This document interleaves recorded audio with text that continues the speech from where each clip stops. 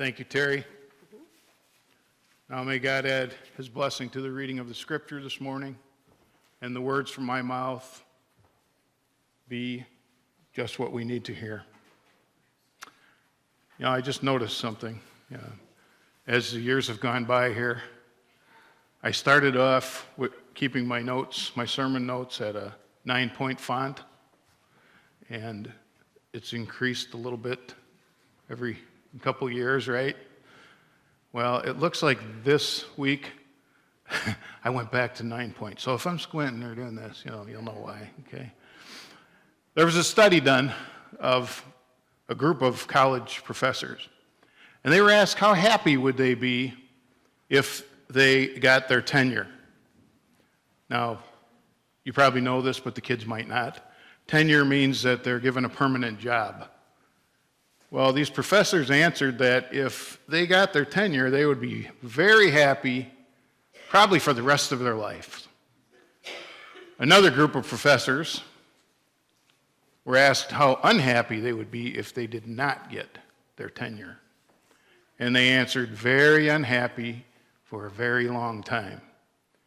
Well, they went back, the researchers did, 6 months later, and every one of these professors had gone back to their previous level of happiness, regardless of whether they had been tenured or not. He said the researcher said if they were happy before, they were happy 6 months later. If they were unhappy before, they were unhappy 6 months later. So it didn't make a whole lot of difference in the long run. I don't know what you think, but to me, it says that happiness is an inside thing. Our circumstances don't determine how satisfied we are with our lives.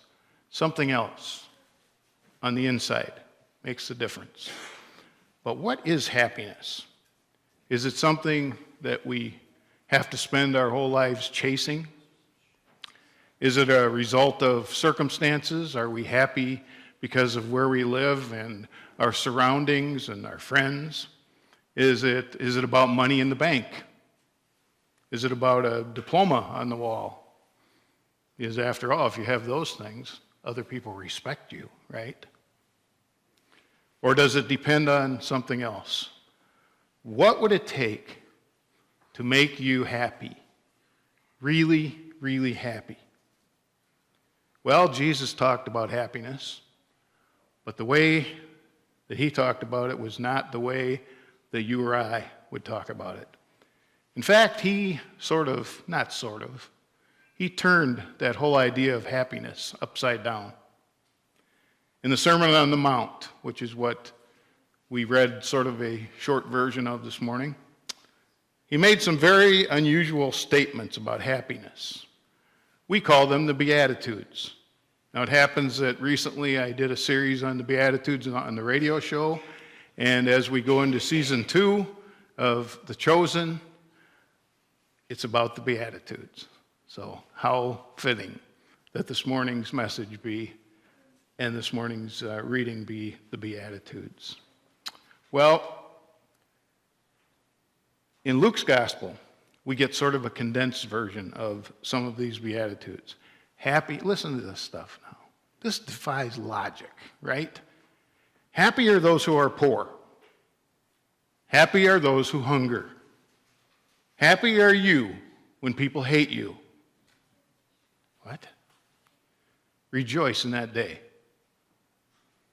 Happy are the poor, the hungry, those who weep. Most of us are more comfortable with the word blessed, right? Most of us think that sounds a little bit better than happy, because how can you be happy?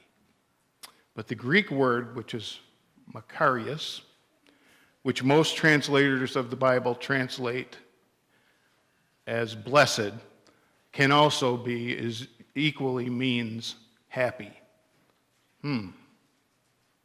Well, we can see how Mother Teresa, who was working with dying people in the slums of Calcutta for so many years, could be blessed, but she sure couldn't have been happy, could she?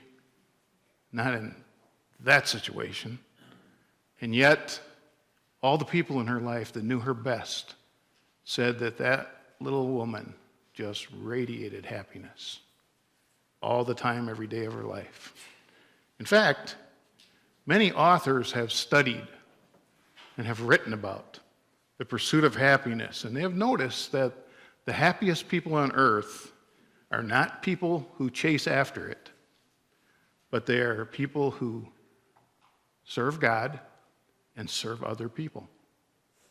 Dr. Norman Vincent Peale, late in his life, wrote some words that I'd like to share with you this morning. It's sort of lengthy, but listen carefully. Listen carefully. Quote, "I have discovered that the most optimistic people in the world are the most Christian people in their attitudes." Now, I've got to qualify that a little bit. I have seen lay people, preachers, bishops, and so on, up and down the church hierarchy who weren't optimistic, who thought everything was bad. You see, there are different ways of being a Christian.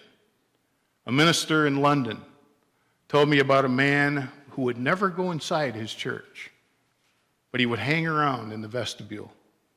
And when the ushers went away, he would open the door just a little crack so he could hear what was going on inside. But he would never venture further than that vestibule. Well, Dr. Peale wrote, there are many who physically have gotten past the vestibule, but mentally, they're still just listening through a crack. They're only getting a tiny bit, a faint suggestion of the gospel. But Jesus said in Matthew, "Drink ye all of it." If you take the whole of Christianity and really give yourself to it and really accept it, you are going to become so happy, so enthusiastic, so optimistic, that life will be altogether different for you. You will walk in the newness of life when you have absorbed the quality, the essence, the depth and the height, the glory and the power of Christianity. So let go of that gloom. Let go of that depression. Let go of that discouragement. Let go of that weakness. Let go of that sense of failure. Get yourself with Jesus, really, personally. Go to him. Pray to him. Tell him you want to live with him. Tell him you want to be guided in your life by him. And I will guarantee, on the basis of everything I have seen happen in my ministry, that you will become optimistic. You will become victorious. You will have peace in your heart. You will love people. You will feel better physically and emotionally than you have in a long time. You will have a wonderful life. End quote. Now, you may agree or disagree with that, but I believe Dr. Peale was onto something here. Something that the world just doesn't seem to get. Happiness does not happen because of anything on the outside.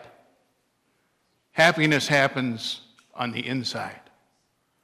Jesus' words, as I said earlier, turns the world's values upside down. Happiness or blessedness is not found in wealth or power or pleasure or a full stomach. Some of the happiest people on earth are poor people. Some of the richest people on earth are some of the most miserable people. You may have heard the story of a king who was sick.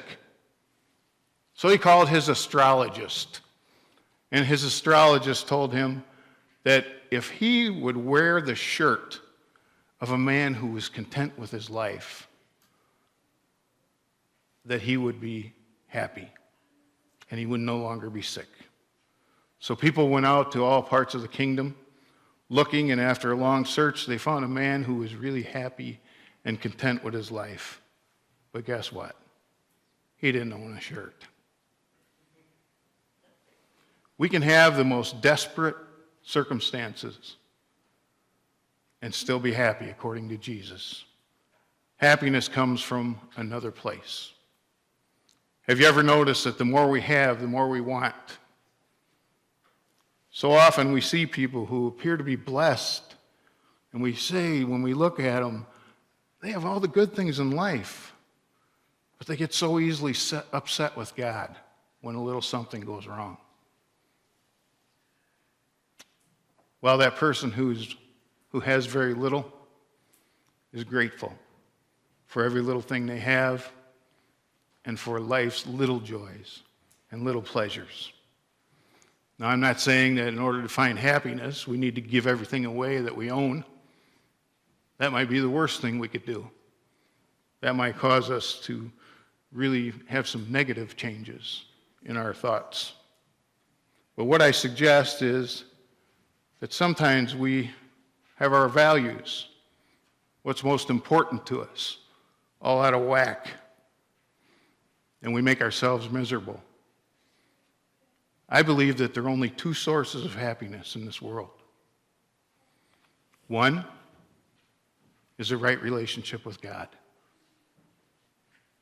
Two is a right relationship with your fellow human beings. Everything else falls into place.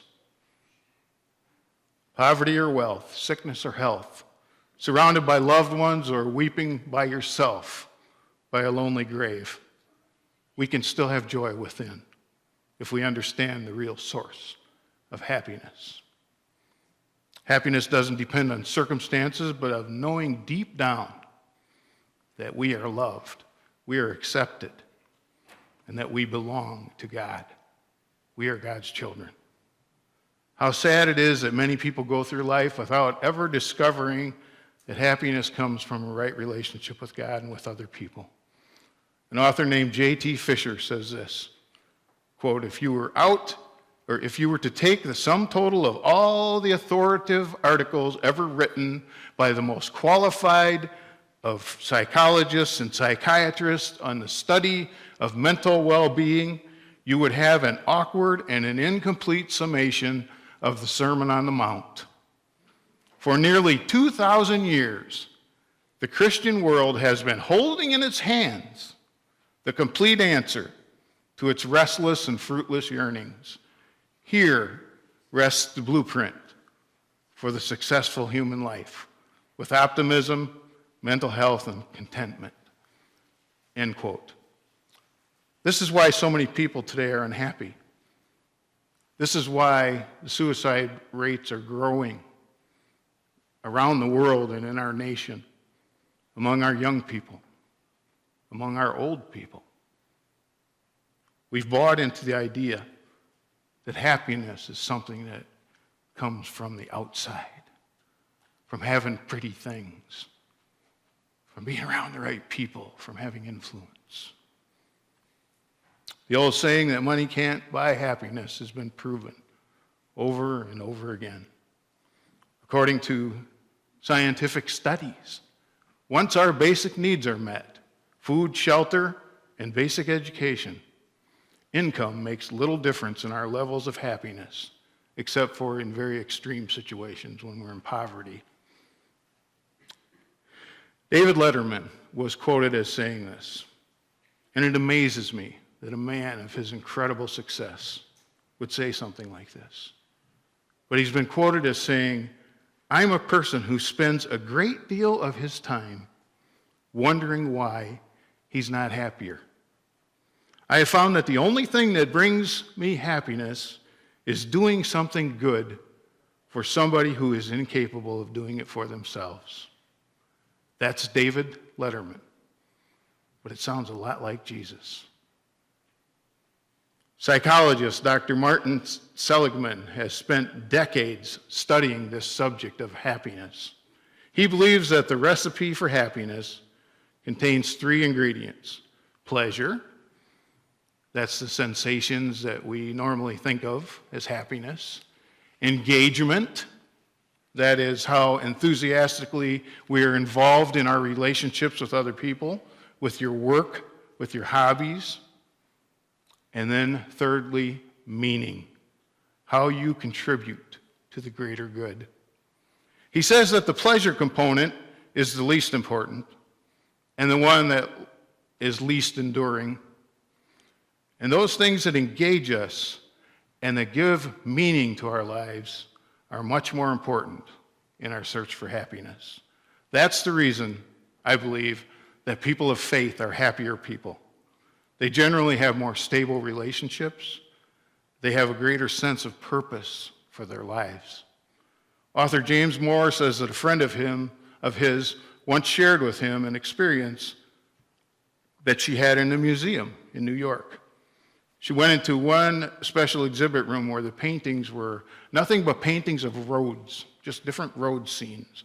There were big city crowded streets, interstate highways, neighborhood streets, remote mountain trails, and quiet country roads. And then, at one end of the big room was a very large painting. It was a painting of a road. It had a spiritual look,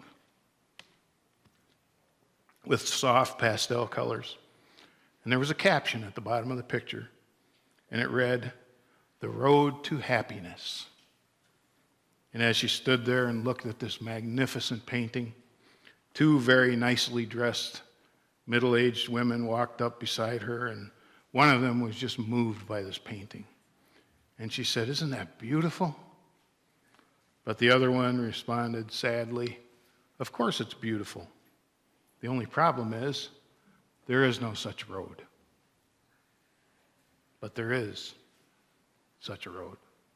There is a road to happiness, and it's found in the teachings of Jesus. Years ago, a group of local celebrities from Kentucky and Ohio were asked what they would want written on their tombstones. Some answers were surprising. The local weatherman said he wanted his to say, he wanted the mind of Plato, the heart and soul of Socrates, but his life was more of a tribute to old mediocrities. The editor of the local newspaper just chose two simple words for his headstone: he cared. But this one from Charlie Meekum, who was the head of Taft Broadcasting, read like this. He said, "I like this on my headstone. Dear God, thanks for letting me visit. I had a wonderful time." Isn't that what you and I would like to say when we come to the end of this life? Dear God, thank you for letting me visit. I had a wonderful time. We can,